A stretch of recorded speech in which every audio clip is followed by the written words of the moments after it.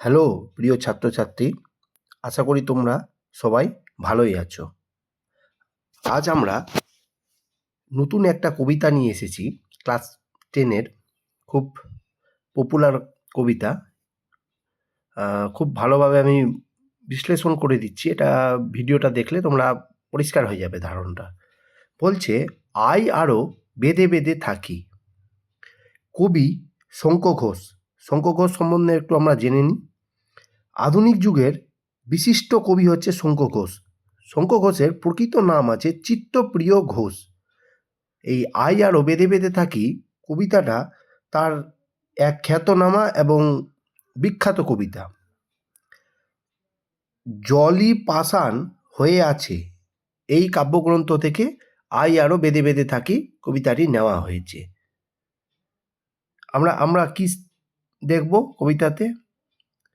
বলছে, আমাদের ডান পাশে ধস। তুমি যদি নিজেকে রাখো, নিজেকে ইমাজিন করো, তোমার ডান দিকে দেখছো ধস আছে। মানে ধস কোথায় দেখা যায়? পাহাড়ি এলাকায় দেখা যায়। পাহাড়ি এলাকায় আমরা যদি দাঁড়াই আর আমাদের মানে সম্মুখ ভাগ দিয়ে বা সামনের দিক দিয়ে যদি ধস পড়ে, তাহলে কি হবে? আমাদের মৃত্যু হবে। আমাদের বাঁয়ে গিরিখাত, বাম দিকে যদি দেখছি বিরাট গর্ত, গিরিখাত গর্ত, সেখানেও মৃত্যু। আমাদের মাথায় বোমারু, মানে মাথাতে দেখছে যুদ্ধ বিমান গোলা বর্ষণ করছে, মানে বোম ফেলছে চারিদিকে।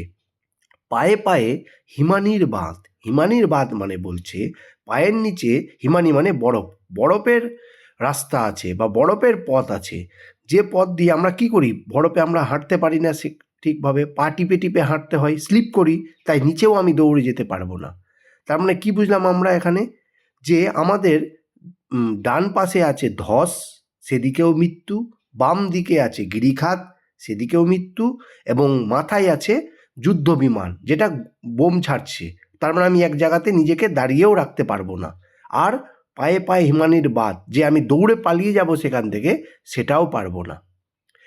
আমাদের পথ নেই কোনো, এত কিছু হচ্ছে, মৃত্যু চারিদিকে, মৃত্যু লীলা, মৃত্যু কোথায় যাবে? কোথাও পালাতে পারবে না। তাই বলছে আমাদের পথ নেই কোনো, আমাদের ঘর গেছে উড়ে। আমাদের যেটা ঘর আছে, সেই যুদ্ধ বিমানের গোলা বর্ষণে তাদের ঘর সব উড়ে গেছে, যে ঘরে গিয়ে যে আশ্রয় নিবে সেইটুকুও জায়গা নেই তাদের। আরেকটা বলে রাখি এখানে, আই আরও বেঁধে বেঁধে থাকি বলতে এখানে সঙ্ঘবদ্ধভাবে বা একত্রিতভাবে থাকাকে বলা হয়েছে। কীরকম? আমরা ছোটবেলায় পড়েছিলাম যে কৃষকের গল্প ছিল, যে কৃষক তার ছেলেদেরকে একটা করে লাঠি ভাঙতে দিয়েছিল, সঙ্গে লাঠি তারা ভেঙে দিয়েছিল। কিন্তু যখনই একসঙ্গে জোড়ো করে লাঠিটা ভাঙতে বলল, তখন কিন্তু লাঠিটা ভাঙতে পারল না। এই কবিতাটা ঠিক সেই রকমই বুঝিয়েছে, যে আমাদেরকে এক হতে হবে, মানে একত্রিত হতে হবে, সঙ্ঘবদ্ধ হতে হবে। মানে আই আরও বেঁধে বেঁধে থাকি বলতে সঙ্ঘবদ্ধ বা একত্রিত হয় বা ইউনিটি তৈরি করতে হবে। পরের প্যারাতে যাই। আমাদের শিশুদের সব, আমাদের শিশুদের সব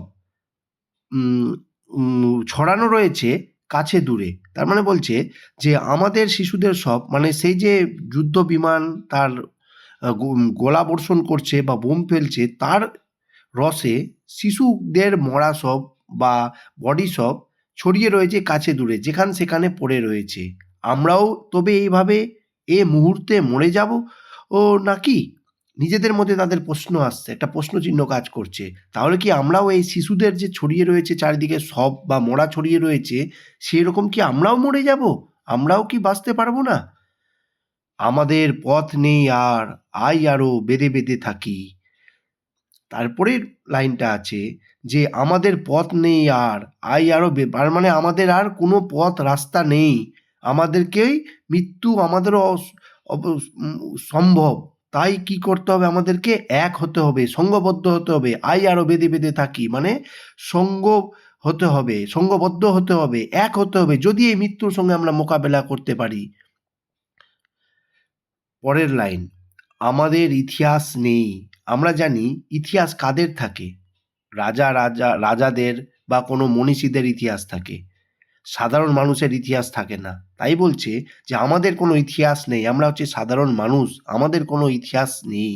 অথবা এমনই ইতিহাস আমাদের চোখ মুখ ঢাকা, বা এই লাইনটা খুব গুরুত্বপূর্ণ লাইন, বলছে এমনই ইতিহাস আমাদের কোনো ইতিহাস নেই, সাধারণ মানুষ, কিন্তু আমাদের যদি ইতিহাসে আমাদের খোঁজা যায় বা পাওয়া যায়, তাহলে কি হিসাবে পাবে আমাদেরকে?